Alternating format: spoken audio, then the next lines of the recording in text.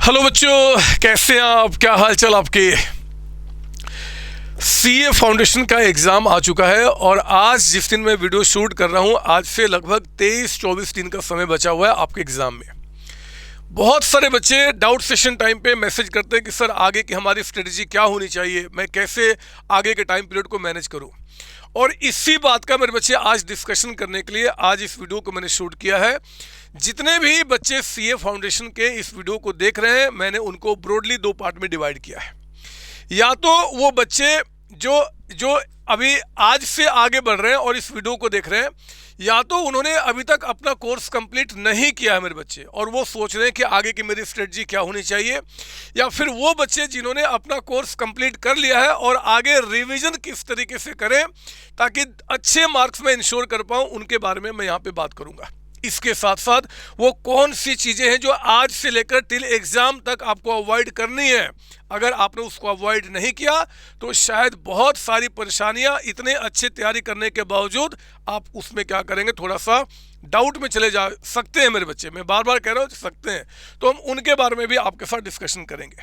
और वीडियो को आगे बढ़ाने के पहले मैं आपको बता दूं कि ये जो मैंने आपका मास्टर प्लान यहाँ पे बनाया हुआ है, ये मास्टर प्लान है जनरलाइज्ड। अगर आप में से कोई बच्चा इसमें थोड़ी सी छिड़खानी भी करना चाहता है अकॉर्डिंग टू उसका टाइम, उसका जो इन्वॉल्वमेंट, उसका एफिशिएंसी, तो वो कर सकता है, कहीं कोई दिक्कत नहीं है। एक ब्रॉड जो आपका अभी के हिसाब से स्ट्रेटजी होना चाहिए मेरे बच्चे, उनके बारे में आपके साथ डिस्कशन करता हूँ।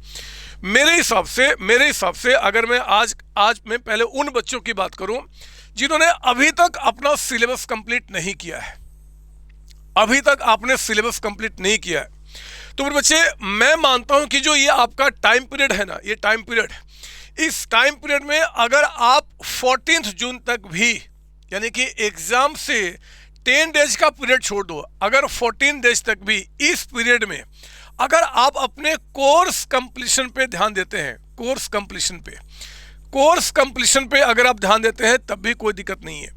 स्ट्रेस लो रखो आप, जितना स्ट्रेस लोगे ना, जितना टेंशन लोगे, उससे क्या होगा कि टाइम गुजरते चला जाएगा और आपको लगेगा कि यार पता नहीं मैं पढ़ भी रहा हूँ कि नहीं पढ़ रहा हूँ। तो मेरे बच्चे स्ट्रेस को डाउन रखिए और इस टाइम पीरियड को आप यूज कीजिए अपने कोर्स कंप्लीशन पे। ये जब भी आपके दिमाग में टेंशन क्रिएट होगा ना, स्ट्रेस क्रिएट होगा, तो एक बात बस संतोष सर का आप याद रखना, एग्जाम में मेरे बच्चे सीए फाउंडेशन में एग्जाम में पास करने के लिए 100 मार्क्स में पर सब्जेक्ट आपको 40 मार्क्स की रिक्वायरमेंट है, बस 40 मार्क्स की, और एग्रीगेट में आपको 50% चाहिए। तो 100% कोर्स कंप्लीट करना बहुत बड़ी इंपॉर्टेंट बात नहीं है। इंपॉर्टेंट बात क्या है कि जितना भी आपने कोर्स कंप्लीट किया है उसको इस तरीके से इंश्योर कर लो कि उनमें से कोई भी क्वेश्चन आ जाएगा यार, 40-50% तो आसानी से आ जाएंगे। और इसके लिए जिन चैप्टर्स को आपने पढ़ लिया है उनको बेहतर तरीके से उसमें मास्टरी करना जरूरी है मेरे बच्चे, समझो मेरी बात ना। तो आपने क्या करना है, इस टाइम पीरियड को आप क्या कीजिए, अपने कोर्स कंप्लीशन पे लगाइए। और जब आपका जितना भी कोर्स कंप्लीट हुआ, मैं मानता हूं कि जितना भी कोर्स कंप्लीट हुआ, उसके आगे मैं यहाँ पे अब कोर्स यानी कि जो चैप्टर्स हैं उनको पढ़ना बंद कर दूंगा, और हमारा पूरा फोकस अब क्या होगा, यहाँ पे रिवीजन स्ट्रेटजी पे आ जाएगा। यानी कि कम से कम 8 to 10 डेज का जो हमारा टाइम पीरियड होगा मेरे बच्चे, उसको मैं क्या करूँगा, रिवीजन पे डालूंगा। आप देख सकते हो कि यहाँ पे एक दिन का जो पीरियड है ना, वो तो मैं रिवीजन में काउंट ही नहीं करता, क्योंकि ये कंफर्म्ड है। आप आप पेपर को दोगे जो पेपर आपका यहाँ पे होने वाला है, तो ये जो पीरियड आपका होगा, ये पीरियड आपका कंप्लीटली रिवीजन पे फोकस होना चाहिए। सर रिवीजन कैसे करें, आप ये बताओ ना मेरे बच्चे। याद रखना, इनका रिवीजन स्ट्रेटजी अलग होगा, और जिन्होंने कोर्स कंप्लीट कर लिया है आज तक, उनका रिवीजन स्ट्रेटजी अलग होगा। पहले मैं इनकी बात करता हूँ, आपका रिवीजन स्ट्रेटजी क्या होना चाहिए। देखो मेरे चैनल पे एक तो मैराथन पड़ा हुआ है, मेरा एक मैराथन है, आप टाइप करेंगे CA foundation accounts marathon by Santosh Kumar, आपको मिल जाएगा। मैं इस वीडियो के लिंक में, डिस्क्रिप्शन में उसका लिंक भी दे दूंगा। उसमें पूरे अकाउंटेंसी का मैंने रिवीजन कराया हुआ है। 17-18 आवर्स के अंदर में आप पूरे अकाउंटेंसी को बहुत बेहतर तरीके से आप रिवाइज कर सकते हैं। इस बात को मैं इंश्योर किया मैंने उस लेक्चर के अंदर में, है ना बच्चे। तो एक तो आप मैराथन से रिवीजन करना शुरू कीजिए, और उसमें जो भी चैप्टर्स आप रिवाइज कर रहे हो ना, उसका बेहतर तरीका क्या होगा, उसमें जो भी चैप्टर्स यानी कि आपके सीए फाउंडेशन में है, या तो मेरे बच्चों प्रैक्टिकल चैप्टर है या फिर थ्योरी चैप्टर है। प्रैक्टिकल चैप्टर का रिवीजन करने का बेस्ट तरीका क्या होता है आपके लिए कि आप हर एक चैप्टर का एक या दो क्वेश्चन ले लो। आप दो क्वेश्चन आपने क्या करना, हाथ से प्रैक्टिस करना है। हर एक चैप्टर में एक आपका सिंपल क्वेश्चन जिसमें कि आपका फॉर्मेट पे हाथ बैठ जाए, और एक बीच से जो भी क्वेश्चन आपको मन करे, जो भी मन करे, ये नहीं कि यार इसी को करता हूँ, जो भी मन करे, थोड़ा एवरेज या टफ क्वेश्चन होना चाहिए, उसका हाथ से प्रैक्टिस कर लीजिए। हाथ से प्रैक्टिस करने का मतलब कि उसका जो फॉर्मेट है, उसका जो कॉन्सेप्ट है, आपके दिमाग से गुजर चुका। इसके बाद मेरे बच्चे, जो क्लास में आपने पढ़ते समय, रेगुलर क्लास में मुझसे चाहे किसी और फैकल्टी से आपने जो नोट्स बनाए हैं ना, नोट्स, आप उसको क्या करो, उस नोट्स को रिवाइज करो। अब पलटो, अच्छा इस क्वेश्चन को ऐसे सॉल्व किया था, ऐसे सॉल्व किया था, ऐसे सॉल्व किया था। और इन केस अगर कोई कॉन्सेप्ट, कोई क्वेश्चन भूल चुके हैं, ऐसे सवाल नहीं होता कि आप भूले होंगे, बट फिर भी भूल चुके हैं, तो मेरे अगर बच्चे हैं तो उस केस में मेरे बच्चे पेड, जो मेरी क्लासेज आपका उसका अनलिमिटेड व्यू है टिल एग्जाम आपके पास। आप उसको क्या करें, उस वीडियो में जाए और उसको एक बार रिवाइज करें, और फिर क्या करें कि आगे बढ़ जाए। और उसको चाहे तो दोबारा जब कोई कॉन्सेप्ट देखने का मन करे तो उसके स्पीड को भी 1.5 2 भी करके आप उसको रिवाइज कर सकते हैं, कहीं कोई दिक्कत नहीं है। ये रिवीजन आपका क्या है जी, प्रैक्टिकल जो चैप्टर्स उनके बारे में बात कर रहा हूँ। एंड जो आपके थ्योरी के चैप्टर्स हैं, वो अकाउंटिंग प्रोसेस हो गया, थियोरेटिकल फ्रेमवर्क हो गया, या किसी भी चैप्टर के अंदर में जो थ्योरी आपका जो कवर होता है मेरे बच्चे, उस थ्योरी को पढ़ने का सबसे बेस्ट तरीका जो आपका होता है ना, जो मैंने भी अपनी लाइफ में अप्लाई किया है, और वो हज़ारों सीए जो बन चुके हैं अभी तक मेरे साथ, उन्होंने भी अप्लाई किया है, उनका बेस्ट तरीका क्या होता है कि थ्योरी में जितने भी इंपॉर्टेंट पॉइंट्स होते हैं ना, यानी कि आपको पता है कि यार एग्जाम देने जाऊंगा तो ये पॉइंट्स तो बड़े इंपॉर्टेंट है, आप उसको क्या करो, रिवीजन के टाइम पे भी उसको लिखना शुरू कीजिए। इससे क्या होता है ना, चीज़ें आपके दिमाग में रिकॉल होती हैं। इवन जिसमें पॉइंटर्स नहीं है, उनमें भी जो मेन पॉइंट्स है, जो कि आपको लगता है कि यार एग्जाम में जब जाऊंगा तो ये मुझे एटलीस्ट उसमें मेंशन करना चाहिए, उसको क्या कीजिए, शॉर्ट में यहाँ पर लिखने की कोशिश कीजिए। इससे क्या होगा बच्चे, एग्जाम तक वो सारी थ्योरी आपके दिमाग में बैठी रहेगी, और इनकेस कोई पॉइंट्स भूल रहे हैं, या कोई आपको लगता है कि यार एक बार चेक करता हूँ कि मैंने सारे पॉइंट्स लिखे कि नहीं लिखे, अपने बुक या नोट से क्या कीजिए, उसको चेक कीजिए, पॉइंटर्स मैच करके अच्छी बात है। अगर एक दो पॉइंटर्स भूल भी गए होंगे तो उनको भी फिर आपको यहाँ पे लास्ट में लिखना है। इससे क्या होगा, वो सारे पॉइंटर्स आपके दिमाग में बैठ जाएंगे मेरे बच्चे, और एग्जाम तक आप उसको नहीं भूलेंगे, इस बात को श्योरिटी देता हूं मैं जानता हूं, मैंने भी ऐसे ही काम किया हुआ है, और यही बेस्ट तरीका होता है रिवाइज करने का थ्योरी को।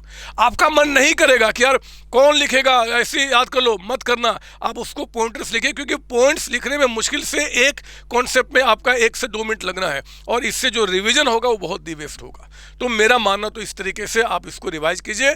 अगर कोर्स अभी तक आपका कंप्लीट नहीं हुआ है तो आप इस दिन तक अपने कोर्स पे काम कर सकते हैं। इसके बाद आपका दिमाग स्ट्रेस फ्री रहे, क्योंकि आपका दिमाग बार बार यही कहे कि कोई बात नहीं भैया, मैं 100 मार्क्स की तैयारी के लिए नहीं जा रहा, मुझे पास होना है। आप देखो, पास होगे या कि 90 लाओगे या 100 लाओगे, वो बात की बात है, लेकिन स्ट्रेस कम रखने के लिए एक्सपेक्टेशन जो होते हैं ना, वो हमें कम रखने पड़ते हैं। अगर एक्सपेक्टेशन कम होगा, आप अच्छा तैयारी करेंगे, अच्छा एग्जाम जाएगा, अच्छे पास करेंगे, मैं आपको इंश्योर कर रहा हूँ इस बात को, है ना, इंश्योर कर रहा हूँ। जो बच्चे सिलेबस कंप्लीट कर चुके हैं अभी तक, और वो अब सोच रहे हैं या कर रहे हैं कि यार रिवीजन कैसे करूं, मेरे बच्चे, रिवीजन करने का आपका जो बेस्ट पीरियड होगा, ये पूरा का पूरा टाइम पीरियड क्या है जी, आपके रिवीजन के लिए। मुझे पता है कि कई सारे बच्चे रिवीजन शुरू कर भी चुके हैं, और कई आज से ऑनवर्ड रिवीजन करने वाले हैं। आपका जो रिवीजन करने का तरीका होगा बच्चे, प्रैक्टिकल पेपर्स में, वो ध्यान रखना, मैंने पीछे वाले बच्चों को क्या बोला, 2 क्वेश्चन एटलीस्ट हाथ से प्रैक्टिस कर लो। लेकिन आपको कहता हूं, क्योंकि आपके पास एनफ टाइम है, आप क्या कीजिए कि किसी भी प्रैक्टिकल चैप्टर्स का एटलीस्ट 3 से 4 क्वेश्चन उसको हाथ से प्रैक्टिस कीजिए। 3 से 4, कोई भी 3-4 हो सकता है, एक बेसिक, बाकी 3 जो मन करे आप उसको उठा लीजिए।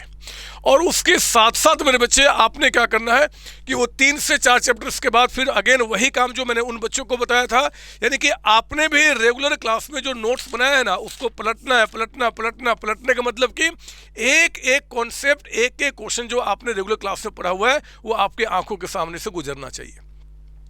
भूल कर भी मैं देखता हूं कई सारे बच्चे अभी रिवीजन में क्या करते हैं, एक चैप्टर के एक एक क्वेश्चन की प्रैक्टिस करते हैं, वो ठीक नहीं है। कई सारे चैप्टर्स में मैंने आपको 50, 60 क्वेश्चन की प्रैक्टिस कराई है क्लास के अंदर में। तो इतने सारे क्वेश्चन थोड़े करोगे, कोई फायदा थोड़े ही है। आप सब कुछ पहले से जानते हो। 3 से 4 क्वेश्चन हाथ से प्रैक्टिस कीजिए और 3 से 4 के बाद फिर आप अपना नोट्स को पलटे। अगर कोई कॉन्सेप्ट अगर इनकेस भूल गए हो, जिनकी चांसेज ही नहीं है बट फिर भी भूल गए हो, तो कोई बात नहीं, स्माइल करते रहो और क्या करो, वीडियो लेक्चर्स में जाकर एक बार उसको दोबारा रिवाइज कर लो। ये दी बेस्ट तरीका होता है मेरे बच्चे। और मैं आप सभी बच्चों को जो मेरे पेड क्लासेज में है, मैं इंश्योर कर देता हूं कि आपसे बेहतर किसी की तैयारी नहीं होगी। कंफर्म्ड बता रहा हूं मेरे बच्चे, आपसे बेहतर किसी की तैयारी नहीं होगी, क्योंकि आपने जो पढ़ा है वो सिर्फ सीए फाउंडेशन के लिए नहीं पढ़ा है, आपने सीए कंप्लीट करने के लिए पढ़ा है। आपको उस लेवल की मैंने तैयारी कराया हुआ है। तो आपने क्या करना है कि एक तो प्रैक्टिकल का ये काम, थ्योरी चैप्टर्स को एग्जैक्टली वही तरीका फॉलो करना है जो तरीका मैंने पीछे वाले बच्चों को बताया। पॉइंटर्स बनाइए, आप आदत डालिए अपने रजिस्टर में, रिवीजन वाले रजिस्टर में पॉइंटर्स बनाने का कि हाँ जी, इस पे अगर मान लो जैसे कोई आ गया फीचर सब कंपनी, तो उसके पॉइंटर्स जो आपके इंपॉर्टेंट है उसको आप यहाँ पर लिखना शुरू कीजिए। और फिर क्या कीजिए, आप उसको मैच कीजिए जो आपने बुक में या फिर जो आपने रेगुलर नोट्स में मेरे साथ लिखा है, जहाँ से भी आपने पढ़ाई किया होगा। ये बेस्ट तरीका होता है बच्चे। थ्योरी में एक एक थ्योरी को पूरा का पूरा लिखना, उसमें ये लिखूंगा एक्सप्लेनेशन, उसमें ये लिखूंगा, वो ठीक नहीं होता मेरे हिसाब से। वो टाइम वेस्टिंग, क्योंकि आपको 4 पेपर है, सिर्फ अकाउंट्स पढ़ने से काम नहीं चलेगा। तो मैं अकाउंट्स की स्ट्रेटजी बता रहा हूँ। इवन थ्योरी वाली जो बात है जो बता रहा हूँ, अगर आप किसी और भी पेपर में यूज करना चाहें थ्योरी के, आप उसमें भी यूज कर सकते हैं, है ना। तो आप उस बात को ध्यान रखेंगे। और नो डाउट कि आपको भी मैराथन वॉच करना है, मैराथन भी है, हर एक चैप्टर का अलग अलग रिवीजन लेक्चर्स भी है। तो किसी भी मैं डिस्क्रिप्शन में लिंक दे दूंगा बच्चे, आपको जिसका चैप्टर का रिवीजन करना होगा पहले मैराथन में देखिए। 1 से 1.5 घंटे के अंदर में उस चैप्टर का बिल्कुल बेसिक आपका कॉन्सेप्ट रिवाइज हो जाएगा। आपको अलग से कुछ करना ही नहीं है। और फिर जो तरीका बताया उसको फॉलो कीजिए। 3 से 4 क्वेश्चन या वहाँ पे 1 या 2 क्वेश्चन, ठीक है ना। जो चीज़ें आपको अवॉइड करनी है आज से till the exam, till the finishing of till the ending of exam, ये बात ध्यान रखेंगे। वो क्या? एक तो डू नॉट डिस्कस, क्या जी, जो चैप्टर्स, जो क्वेश्चन, ध्यान से मेरी बात सुनना, जो चैप्टर्स या जो क्वेश्चंस आपने अभी तक सॉल्व नहीं किए हैं, उनके बारे में अपने मित्रों से, अपने दोस्तों से, अपने रिलेटिव से, अपने टीचर से अब आगे डिस्कस करना बंद कर दीजिए। जिन चैप्टर्स को, मतलब कि आप समझ रहे हो ना, मैं खासकर किसके लिए बोल रहा हूँ, मैं इनके लिए बोल रहा हूँ जो बच्चे अभी सिलेबस कंप्लीट नहीं किए। यहाँ तक जितना कंप्लीट किए आप करो ना उसका काम, लेकिन जो चैप्टर्स कंप्लीट नहीं हुआ उनके बारे में मैं अब डिस्कस ही नहीं करूँगा। मैं मान लूँगा कि मेरे पास इतने ही चैप्टर्स हैं और इन्हीं को दी-बेस करके एग्जाम देने जाने वाला हूँ। मेरे बच्चे, हमेशा एग्जाम में 2 क्वेश्चन आपके क्या होंगे, ऑप्शंस में रहेंगे, है ना। तो वो ऑप्शंस में जो रहेंगे उनको हम छोड़ देंगे, नहीं कोई बात नहीं, लेकिन जितना पढ़े हैं हम उन्हीं पे ध्यान देंगे। बाकी चैप्टर्स हम किसी से डिस्कस नहीं करेंगे। और कृपया करके आज से स्टार्ट कीजिए अवॉइड करना सोशल मीडिया। अननेसेसरी जो अभी आप सोशल मीडिया, फेसबुक, इंस्टाग्राम, पता नहीं कहाँ कहाँ क्या क्या, ये जो फ़ोन आप ऐसे ऐसे चलाते रहते हो मेरे बच्चे, इसको छोड़ दो आप, क्योंकि ये बहुत ज़्यादा टाइम आपका किल कर रहा है। अभी से दिमाग को शांत रखिए, स्ट्रेस फ्री रखिए, अपने मम्मी पापा, भाई बहन, दोस्तों से थोड़ा थोड़ा बात करते रहिए, एंजॉय कीजिए टाइम को। और मेन फोकस आपका सीए फाउंडेशन कंप्लीट करके सीए इंटर पे जाने का होना चाहिए। ठीक है बच्चों, तो आप इसको करें। अगर इनकेस कुछ डाउट होता है, कोई परेशानी होती है, कुछ और भी सवाल आपके होते हैं, तो इस वीडियो के कमेंट में आके मुझे लिखें, मैं उसका जवाब देने की कोशिश करूंगा। और मेरी बातें अगर आपको सही लगी या लगता है कि हाँ मैं अपने आप से इसको कनेक्ट कर पा रहा हूँ, तो वीडियो को ज़रूर लाइक करेंगे और अपने दोस्तों से शेयर करेंगे कि हमारे संतोष सर ने बोला है कि आपको भी ये स्ट्रेटजी अप्लाई करना चाहिए टिल एग्जाम। आप सबको इंटर में देखना चाहता हूँ और जल्द ही सीए बन के आप निकलेंगे वो देखना चाहता हूँ। ऑल द बेस्ट बच्चे, all the best, thank you. Hello बच्चों, कैसे हैं आप? मैं CA संतोष कुमार। मैंने और मेरी टीम ने डिसाइड किया कि जो क्वालिटी एजुकेशन मैं और मेरी टीम एक पर्टिकुलर एरिया में प्रोवाइड कर रहे हैं, उसको पूरे देश में क्यों न फैलाया जाए at the reasonable cost, under the brand name of COC education private limited. मेरे बच्चों, इस सक्सेस को हमने पाया, कॉमर्स के स्टूडेंट्स किसी भी कोर्स के हो, वो पूरे ऑल ओवर इंडिया में बैठ के हमारे कोर्सेज से बेनिफिट ले रहे हैं या ले चुके हैं। हमें जो दूसरों से अलग करता है वो है हमारा डेली डाउट सेशन। हमारा जो एकेडमिक इंस्ट्रक्टर टीम है, आपके कॉन्टिन्यूस आपके ग्रोथ पे वो नज़र बनाए रखता है और आपको कॉन्टिन्यूस बेसिस पे मोटिवेट करना आपको स्टडी के लिए।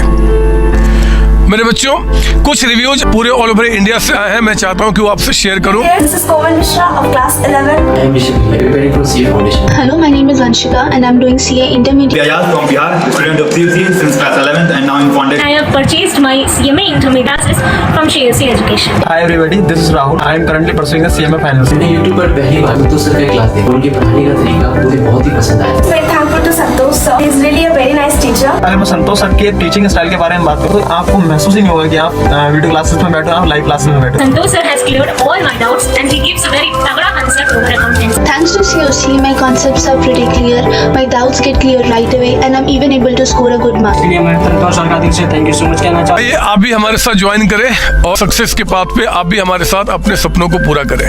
थैंक यू बच्चों।